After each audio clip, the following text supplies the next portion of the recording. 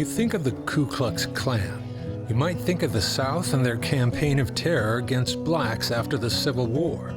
But do you think of California, or Sacramento for that matter? You should.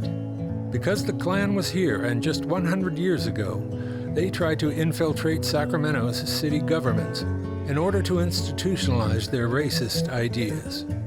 While the city fought back and the KKK went underground for a while, they never really disappeared.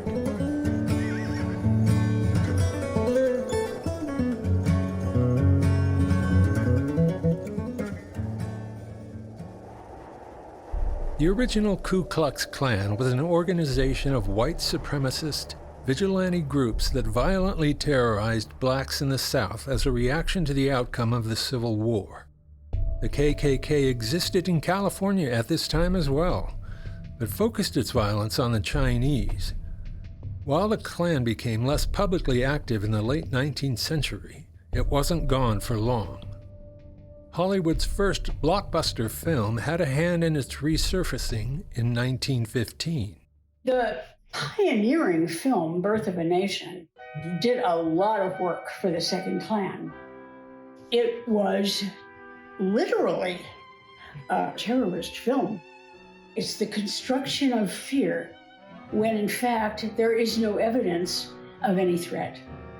The Second Klan picked up on it and used it all over the country. They showed it over and over again, charged admissions, and then often showed it in combination with a Klan recruiter. Inspired by the film, a Southern preacher, William Joseph Simmons, decided it was time to bring the Klan back and began recruiting new members by working with a public relations team. Together they capitalized on Americans' growing distrust of foreigners brought about by World War I and the 1918 flu pandemic. The Klan was merely a sort of more mass popular expression of anti-immigrant sentiment that had been very strong among American elites. This new Klan widened its focus to include pretty much anyone who wasn't white and Protestant. The genius, if you want to put it that way, of the Second Klan is that it was primarily nonviolent. While the 19th century Klan sought their influence through terror and violence, the Klan of the 1920s mainly worked the political system, electing its members and supporters to public office as a way to further spread their white supremacist ideas.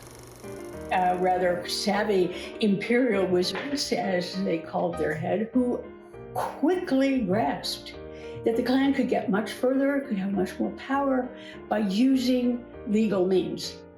By the early 1920s, Klan membership had grown to be much larger than the original Klan and was primarily located outside of the South. Members included men and women from all walks of life, though the lower middle and working classes formed the core constituency. Sometime in the spring of 1921, a group of Klan organizers arrived in California and began recruiting new members and forming chapters throughout the state. Sacramento County saw its first publicized Klan event in May 1921, when nearly 4,000 members were reported to attend a Klan ceremony on the Lower Stockton Road, just south of downtown Sacramento. 2 months later, the San Francisco Chronicle reported that several well-known Sacramento residents had been solicited for Klan membership.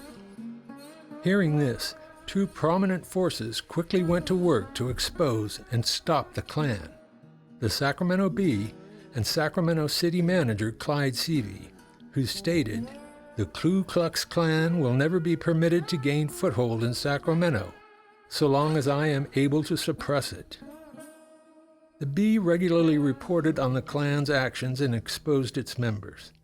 They reported that the local Klan organizer was a Sacramento County deputy sheriff named Edgar Fuller.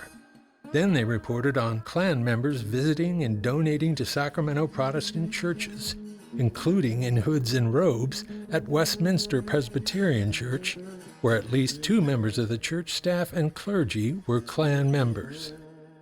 On April 25, 1922, the Bee covered the Klan's first Sacramento initiation ceremony, which took place at the Masonic Madox Hall in Oak Park. The Bee published a list of those initiated. around 300 local men, many of whom were city workers. Learning that, Sacramento City Manager Clyde Seavey started to fight back. 2 days after the initiation ceremony, Seavey was given authority by the City Council to dismiss any city employee found to be involved in the Klan.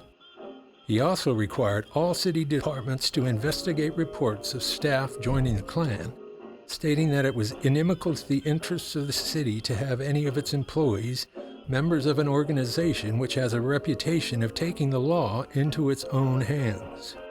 Next, on May 4th, he got an ordinance passed that prohibited the wearing of disguises or masks in public places, except at carnivals or other such events, a law meant to discourage Klansmen from acting behind their hoods, but one that was seldom enforced.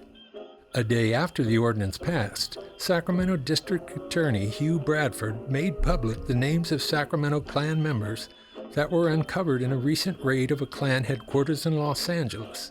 He publicly named the 144 men, he said, to expose the organization's activities here and discourage it from obtaining a foothold in Sacramento. The following day, City Manager Seavey ordered the suspension of several city employees who were found on the list, including 7 Sacramento police officers and 3 city firemen for violating their oaths of office by becoming members of the Klan. 2 days later, the city harbor master and a wharf employee were fired for alleged Klan membership, and Seavey asked City Council to fire the suspended police officers and firemen.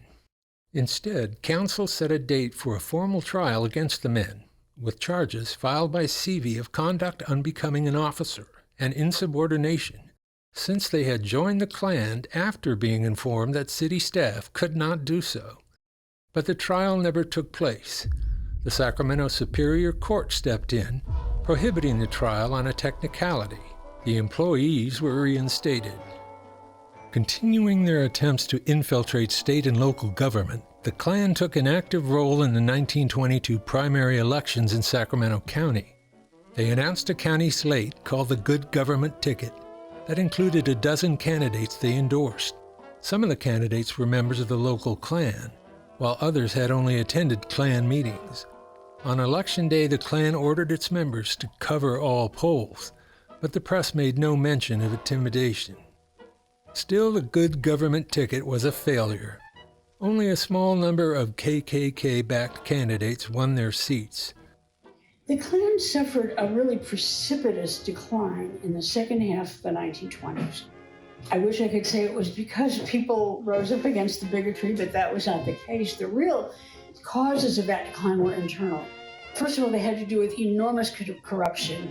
Members felt, paying the $10 initiation fee was just the beginning. You were constantly being soaked for more money, monthly dues, buying paraphernalia, and then people began to understand that these guys at the top were just enriching themselves. The Klan produced a lot of kind of play-acting rituals, secret codes, all kinds of stuff that I think at one point were very, very attractive. But after a while, this stuff became very kind of old hat. The Ku Klux Klan might have declined as an organization, but their reactionary racist beliefs and need to define the other as a threat to their idea of the American way of life remain in our society today, 100 years later. The Klan itself today is only one of many, many small white nationalist groups.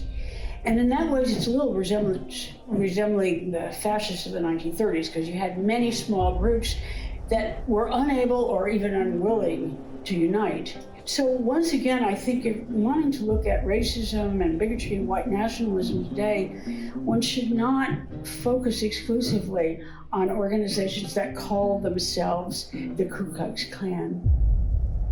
Like-minded people have continued to organize under the KKK and other names. As sociologist John Moffett Mecklin said about the Klan in 1924, these forces have always existed, and they never really go away, just fade into the background to rise up again.